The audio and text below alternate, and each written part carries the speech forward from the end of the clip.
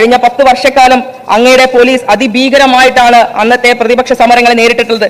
BJPയുടെ NRC CA നയങ്ങൾക്കെതിരെ സമരം നടത്തിയതിന് ബഹുമാന്യനായിട്ടുള്ള ഇന്നത്തെ കൃഷി വകുപ്പ് മന്ത്രി T സിദ്ദിഖ് ഉൾപ്പെടെ, അതുപോലെ തന്നെ കൊയിലാണ്ടി MLA അഡ്വക്കേറ്റ് പ്രവീൺ കുമാർ ഉൾപ്പെടെയുള്ള ആളുകൾ ജയിൽ കിടക്കേണ്ടതായിട്ട് വന്നിട്ടുണ്ട്.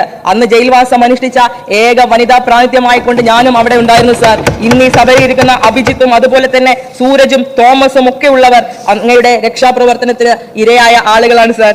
സാർ, ഈ ബജറ്റിനെ പിന്തുണച്ച് സംസാരിക്കാനും ഈ സഭയുടെ ഭാഗമാകാനും എനിക്ക് അവസരം തന്ന എലത്തൂരിലെ ജനതയോടും എന്റെ പ്രസ്ഥാനത്തോടുമുള്ള നന്ദി ഈ ഒരു അവസരത്തിൽ പ്രകാശിപ്പിക്കാൻ ആഗ്രഹിക്കുകയാണ് സാർ. നമുക്കെല്ലാവർക്കും അറിയാം, അന്നത്തെ പ്രതിപക്ഷ നേതാവിനെ വനവാസത്തിന് അയക്കുമെന്ന് പറഞ്ഞ അന്നത്തെ വനമന്ത്രിയെ വനവാസത്തിന് അയച്ച ജനതയാണ് സാർ എലത്തൂരിലുള്ളത്. അതുപോലെ തന്നെ നമുക്കറിയാം, എലത്തൂരിലെ ടൂറിസമാണ് സാർ അവിടുത്തെ റവന്യൂവിന്റെ ഏറ്റവും പ്രധാനപ്പെട്ട സാധ്യത എന്നുള്ളത്.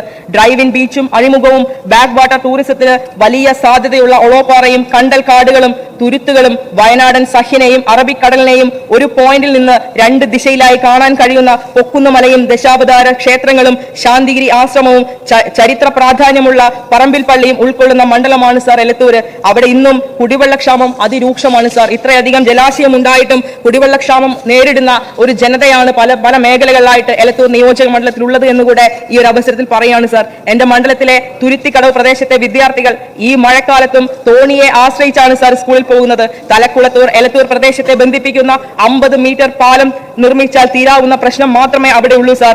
ഒരു ആർട്സ് ആൻഡ് സയൻസ് കോളേജോ താലൂക്ക് ആശുപത്രിയോ ഇല്ലാത്ത നിയോജക മണ്ഡലമാണ് സാർ എന്റേത്. ഇതെല്ലാം അനുഭാവപൂർണ്ണം പരിഗണിക്കണമെന്നും ഇതുമായി ബന്ധപ്പെട്ട പദ്ധതികൾ എലത്തൂരിലേക്ക് കൊണ്ടുവരാൻ അങ്ങയുടെ ശ്രദ്ധ ഉണ്ടാകണമെന്ന് കൂടെ ഈ ഒരു അവസരത്തിൽ അഭ്യർത്ഥിച്ചുകൊണ്ട് ഒരു പുതുയുഗത്തിലേക്ക് നയിക്കാൻ ഉതകും വിധം എല്ലാ മേഖലകളെയും പരിഗണിച്ചു പുതിയ നികുതി ഭാരങ്ങൾ ഒന്നും തന്നെ അടിച്ചേൽപ്പിക്കാതെ ബഹുമാനപ്പെട്ട മുഖ്യമന്ത്രി അവതരിപ്പിച്ച ഈ ജനകീയ ബജറ്റിനെ ഒരിക്കൽ കൂടി പിന്തുണച്ചുകൊണ്ട് നിർത്തുന്നു. നന്ദി.